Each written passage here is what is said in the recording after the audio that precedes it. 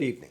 Ira Epstein with your SPDR ETF stock market wrap-up, and this stock wrap-up is for the evening of Monday, the 2nd of February, 2026. Well, I caught the flu Friday right after noon, right after the 12 o'clock time frame. Suddenly just started not feeling good, and that was that. Then I caught a cold with it. So I was miserable all weekend, could not do my updates as I just wasn't feeling well, and you have to feel well.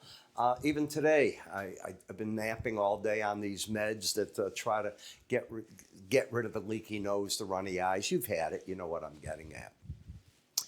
So in my absence, I wasn't able to cover the big break in the metal markets, but as I had told you, and I said it repeatedly, parabolic moves never end pretty. They end up with the market giving up a massive amount very quickly. Nobody rings a bell. Nobody tells you what's going on. There was something, though, that did happen. You had an outside day up the day before. And if you take out the low of an outside day up, it's a warning sign that the market wants to go down if you've taken my outside day course, and there's a certain number it wants to go to, a certain moving average or a Bollinger Band. And in this case, it worked like a charm, must tell you. And we've now seen the market wing out people. The Chicago Mercantile had raised margins. They went to a percentage formula in gold.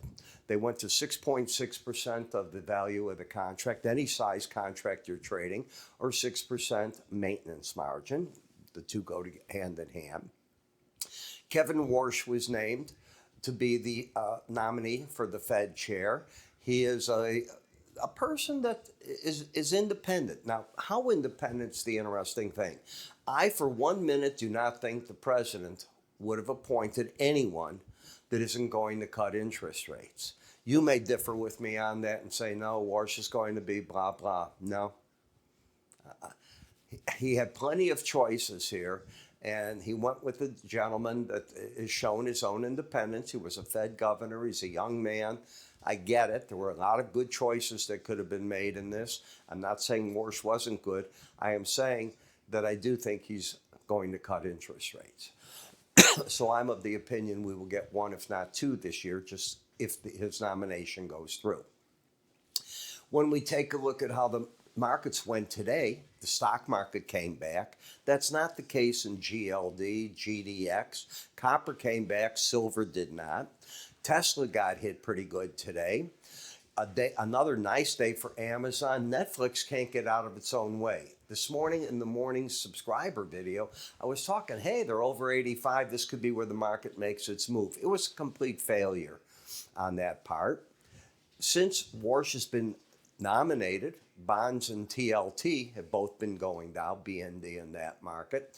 Read an interesting story today about Carvana and their business model and what they're doing. And short sellers keep coming out wanting to hit that company. I wouldn't do that. Let's take a look at what we have here because it's Apple. We don't have a lot of reports tomorrow. I'll give you what that is maybe before we go there. You got the Richmond Fed president coming out barking at 7. You get the retail book sales, and you get the API numbers at 3:30. That's why I said there's not a lot there.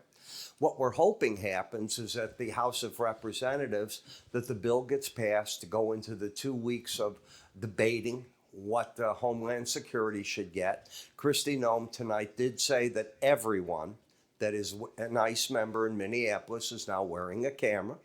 So that's a very positive first step that they've gotten right away. The president's feeling the pressure from all that, and it's very evident. So let's see where that carries you. By the way, in India, the president made a deal with India, lowering their tariffs from 25% to 18%, and they're not going to buy any more Russian oil. There's other parts of the deal that they'll let us know shortly. But in any case, Apple, another move to the upside. The reason that I'm still covering it is I just got my new Apple 17 Pro Max. Love it. If there's one thing I told Apple, would tell them, it's too slippery of a phone. It falls out of my hand. I certainly got the case. That came today to the house, so I'm all set now and it won't fall anymore. But I kept dropping the phone. Very interesting. When we take a look at the pattern of the chart, it's bullish. Higher lows, higher highs. The market on Friday and Thursday had closed over the 18-day average of closes. Today it's over everything, which opens the door for it to go to the upper Bollinger Band, which it did today as well. Markets that hit it on the first time, they can stay there a day or two, but they often pull back. So that's what I'm expecting. It's also an overbought market. Now we talk uranium. It's gone straight down here from the 60 level, and it's pushing the 52.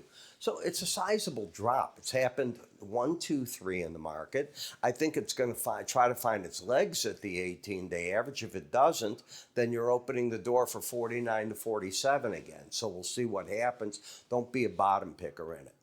In Tesla, you're back down to the Bollinger Band. It likes to go there and bounce. We'll see if we get it. Today, Elon Musk said that he's going to combine his AI and his SpaceX into the IPO.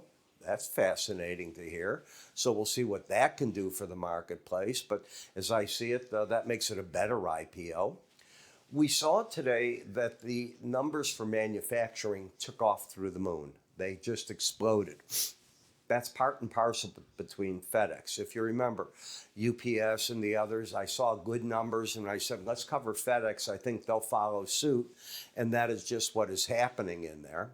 Netflix, no, I'm really blown away. I thought this market, when it lost its embedded reading here, was going to rally. It may re-embed bearish.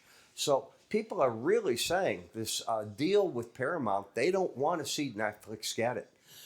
They're just adding more bearish pressure on. They don't think they should load up on debt to get there. That's how I have to view it. Today there were some moves done, and it sounds as though in March there may be a vote by the board. In Google, higher lows, higher highs. You can see you're right up to the upper Bollinger Band. I'm going to repeat myself over and over. This is the search engine that won. Past tense, won. It's got AI, it's got all the goodies, it's not going anywhere. When AI first came out, the talk was they're going to be in the toilet, who's going to use that anymore? That's not the case at all. Rivian getting beaten up, as is Joby. So the transportation area getting hurt right now, even Tesla, as you could see. Then we come to the financial sector, and we've done a turn and came up to the 18-day average. So the bank stocks got a bit of a bid today. XLI, the industrial sector, as I said, great numbers. Probably going to hit the upper Bollinger Band in an overbought situation that could embed. And if you pick up industry and that starts running, the stock market can get legs to it. In the energy sector, apparently, and this is the energy select sector, apparently Iran, through its delegates, is going to talk to the U.S. and Turkey. And Trump wants three things. He wants no more uranium, and he wants their uranium, period. Number two, he wants them to taper back their missile program, and he wants them to stop giving money to the insurgents in the region. How do you do all that? They fight it all the way through. So it's nice that he wants it. We'll see what happens. Supposedly in a Reuters story, Reuters, I don't know, I wasn't there, they're saying that the Iranians are saying, yes, they will give up some uranium to the United States. The word some bothers me too. GLD, you had an outside day up right here on Thursday. When you take out the low of an outside day up, if you've taken my course, the outside day course, it's a warning sign. And it often means you're going to go to the closest moving average under the market. That's what you did. So you wiped out the bullish move. This was a continuation pattern that failed once that was taken out and never looked back. And it just went into the parabolic washout. And that's what you've got. It took day upon day upon day to get all this way up. You do realize that. It took 72 hours to get back about 80% of it. So you have to understand how fast these moves fall. They completely go away very quickly. Bear moves happen much faster than bull moves. WMT, I appreciate you writing me and saying I had wall up there. You are completely correct. That's a banking company. And I was looking at it. I had done it for a client. And it stuck in my head, Walmart, and you are right, WMT. The market came down here, and away you go. I have subscribers that I invite them to write me, and I create for them 30-second to 1-minute charts, and I review for them things that they're asking me about. So that's part of the service if you're a paid subscriber with me. I spend a certain amount of each day devoting it to people that might want that. In Microsoft, still falling apart. These are almost new lows for the whole move. So I don't know what Microsoft is doing wrong. I don't know why people don't like it. Their earnings weren't bad, but they don't think that they're getting enough for what they're spending. BND and TLT coming apart. Now, I think the dollar is going to peak up in this zone of the 18-day average right now. And I think FXE, the euro currency, is going to bottom in this 18-day average zone. So let's see if I'm right or wrong on those two calls that I'm giving you and put them together. Remember, if you want to see more of my research, just go to iraepstein.com under the word research. It doesn't get simpler than that. You can also click up here if you're watching me on YouTube. There'll be a gear there. Give that a click. And with that, I'm Ira. You have yourself a great evening. Watch the other videos, and I'll catch up with you first thing in the morning. Take care.